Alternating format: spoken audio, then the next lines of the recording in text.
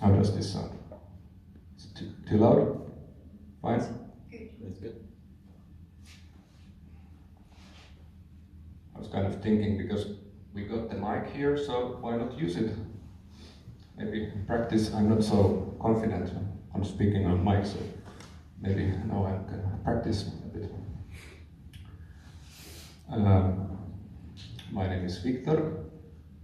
Nice to see many faces here. Actually, I think there is also a reason for the mic and all this gear. I'm a musician. I've been studying music technology, so they kind of bring me comfort to have these fancy devices around me. This is my intimate device, my MacBook, and the mixer, and these speakers.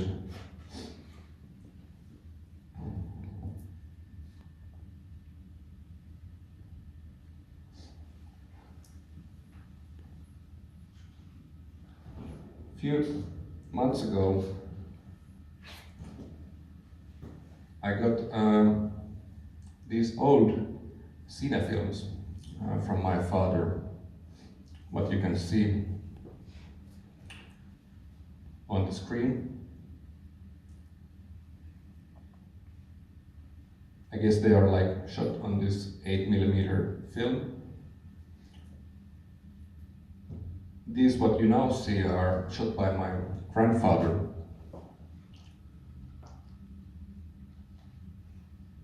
My grandfather died in 2004. I was 10 years old.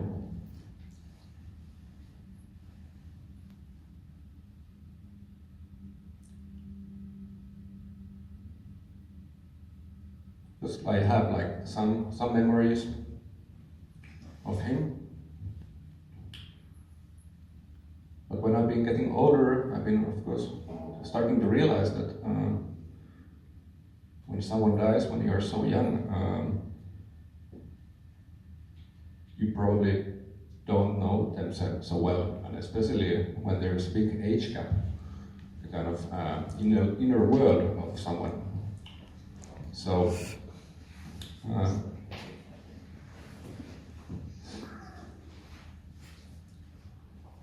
we were fishing with him, and these are kind of the memories I have.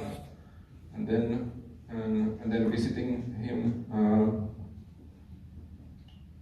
in the hospital and so on. But now I got these films shot by him in the 60s, and I've been kind of going them through and trying to think,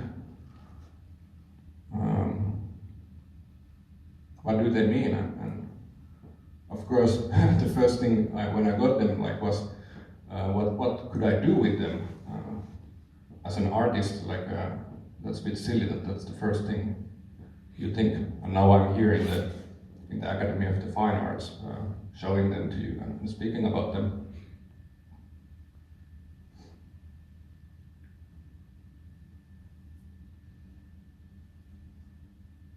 In the film, what is now playing there is my grandmother.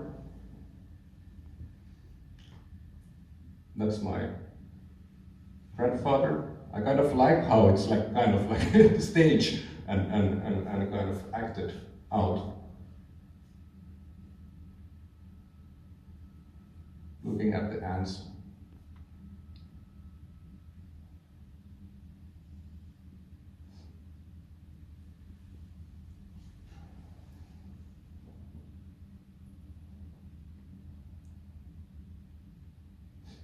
My grandmother, who you just saw, she's going to turn 101 in August.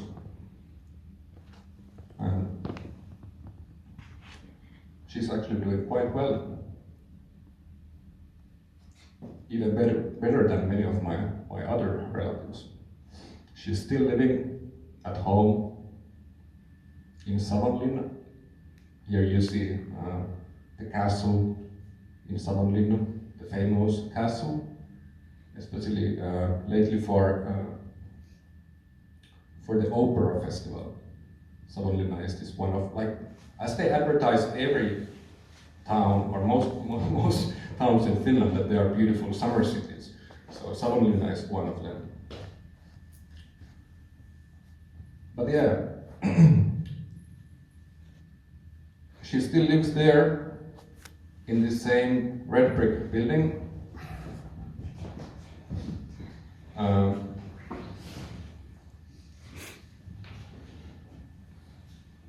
Yeah. And also my grandmother has been feeling always a bit distant for me. And it's been sometimes really difficult to have this relationship. It's been kind of taking time for me to realize that, like, she's 70 years older than me. So I guess it might be a bit difficult to sometimes understand some of my stuff, and of course vice versa. She escaped from Viipuri, from Weber, which is now part of the Russia. When I was younger, it was so annoying when she was always telling the same stories. She was traveling there many times in a year. She had like this 1 year visa, and every year, like almost, I don't know, once in a month or twice, like once she visited there and always went to see the ruins of the house. She was bringing always clothes and stuff for the Russians, and yeah. I guess when I was younger, I couldn't really appreciate and understand what all this means. I guess especially in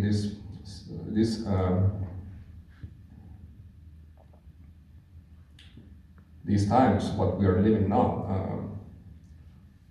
I guess I've been kind of starting to understand her more.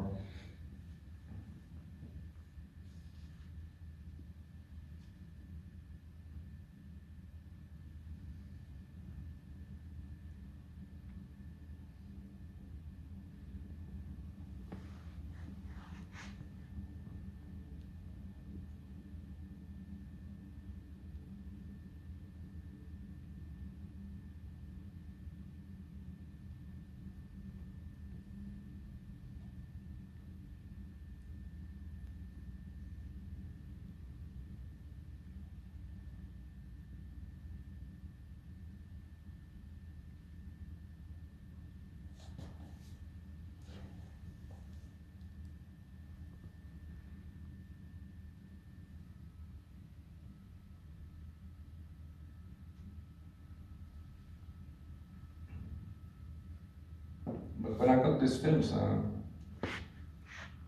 I also, of course, called to my grandmother. Often, the typical phone call with her takes like 2 minutes, I guess. She asked, how is the weather in Helsinki, and if I have any work. I'm a freelancer, so yeah, it makes sense.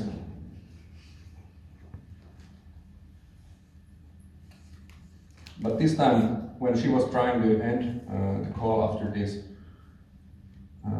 regular questions, I tried to stop her, like, hey, actually, can you slow down and could we just talk a bit longer? And I was like trying to kind of talk about these films and about my grandfather. Because I've been kind of like building this narrative in my mind that, like, through this material I can somehow kind of get to know my grandfather. Like, what was he filming? Of course, a lot of nature, there's a lot of stuff, films from the countryside. I think it's actually quite funny to look at the films from the countryside, because even though they were from Savonlinna, but which is a small town, but still it's a town. So I can kind of see that from their clothes and gaze when they go to see the relatives working on the farms, living on the farm, like here, carrying the milk.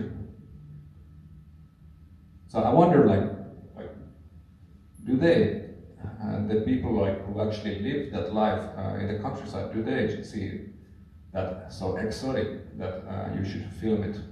Especially in the 60s when many people didn't have cameras. It was quite rare. I don't know how did they even feel about it, that someone comes from the city to film their everyday life. This is some march in Viitasaari, in the central of Finland, where my grandfather is from. We still have a summer place there, which is really important for me.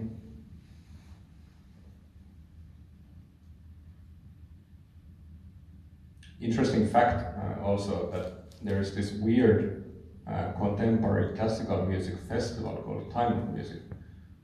And I've been wondering like what kind of influence that has had, because I've been lately getting myself quite like the past few years into contemporary classical music myself and experimental stuff.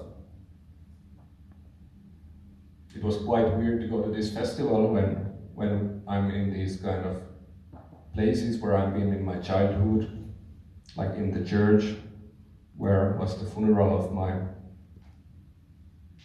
grandfather, and suddenly there is some experimental contemporary music played there.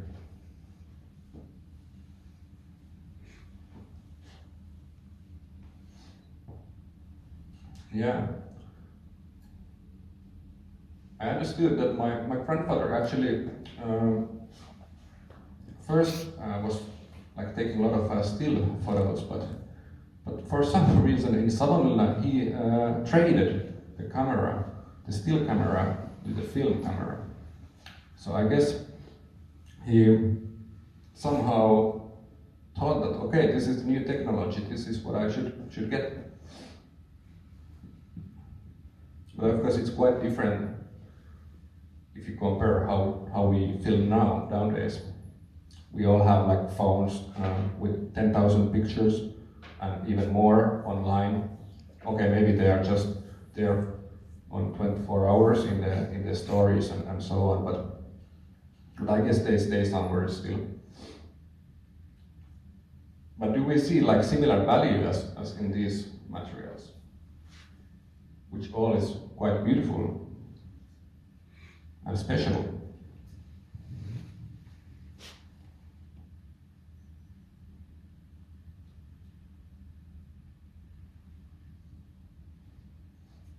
But this material also kind of made me think and realize that, or maybe this is also just a narrative I built in my head, but how filming has been kind of going in our family. My grandfather was filming this material as a hobbyist, but then my father became a photographer. So we're kind of thinking like what kind of influence all this have had. I think in this film they are in Budapest.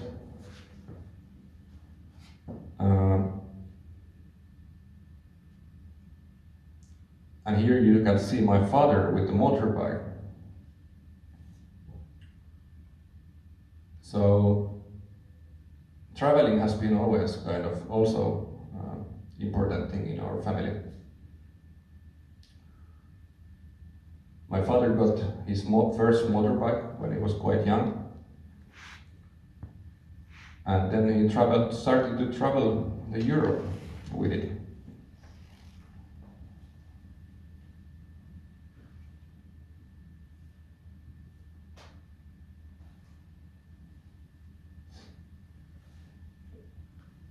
So the next film I'm going to show you is shot by my father in the year 81. It's 40 minutes long. I know you probably all would like to see it, the whole film, but I guess we don't have time for it. But basically it's a film of my father traveling by land to Greece from Finland.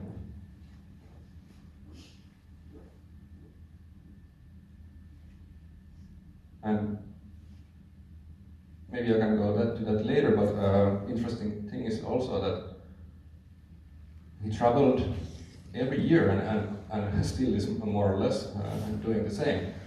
But he has had this tradition for, I guess, for 50 years of traveling by land with a motorbike around Europe to meet his friends in these kind of motorbike meetings, where once these young 20 years old motorcyclists are meeting. Maybe now they are like around 60, 70, 80 years old. But every year meeting each other in this global European community. And when me and my brother were born, we were also part of these trips. And also my mother. So we had a sidecar and we were traveling with that around Europe, always to this same motorbike meeting. So I flew when I was 16, so before that I was always traveling by land.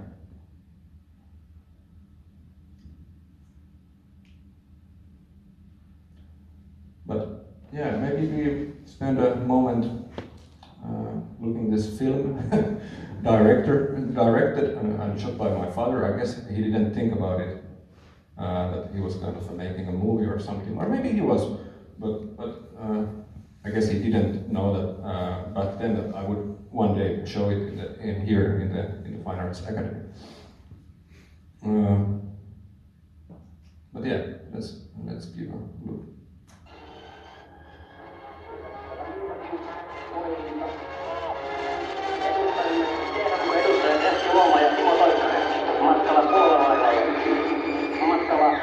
Matkalla Siltatalliin vuonna 1981.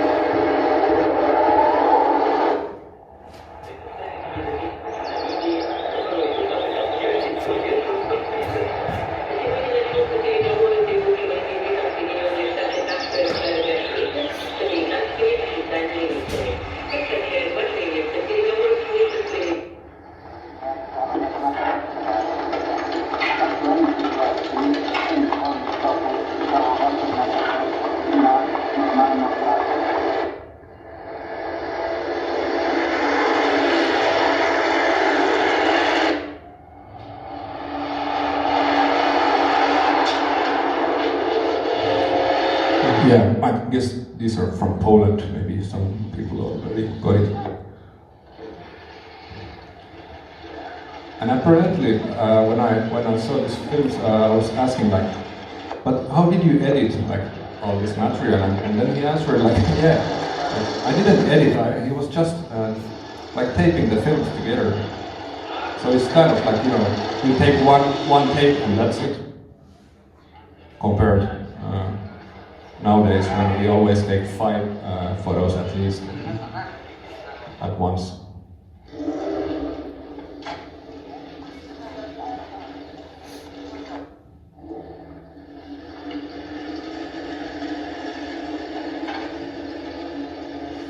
I've been always also, or I don't know, always, especially when I was young, I was also dreaming, of course, of my own motorbike. But then I've been just spending all that money on synthesizers and different music instruments.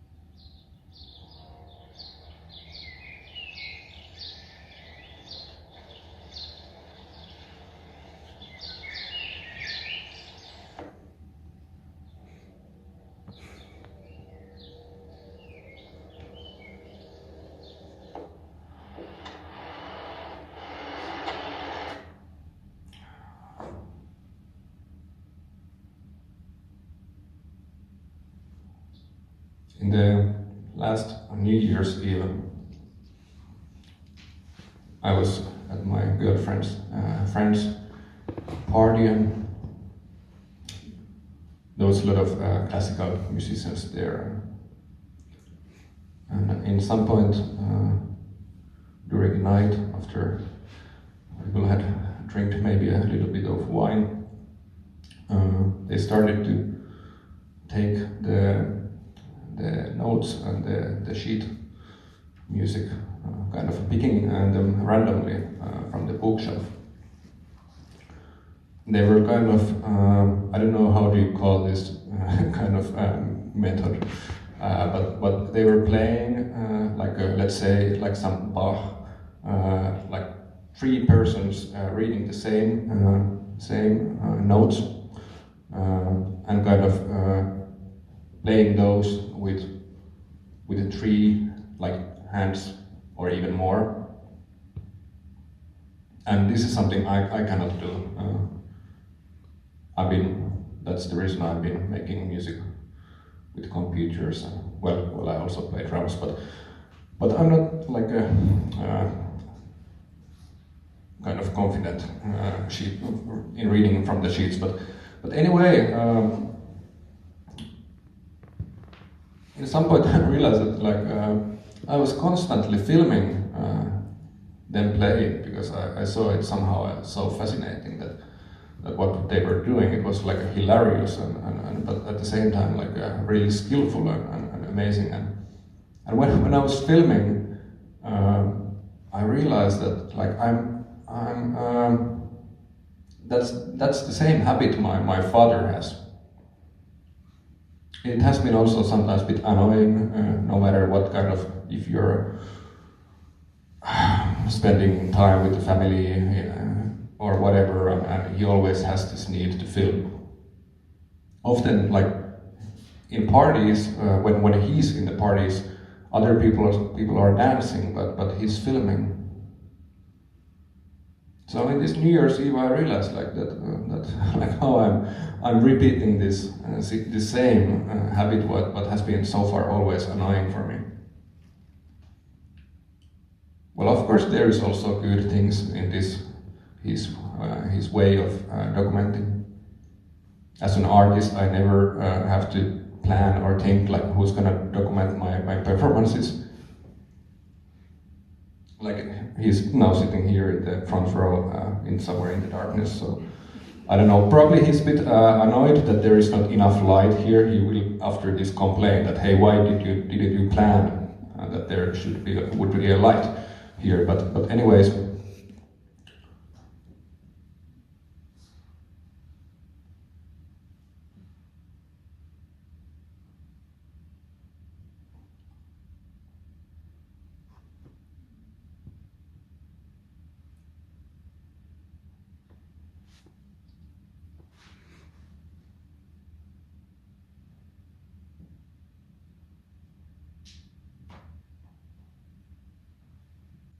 Yeah, thank you.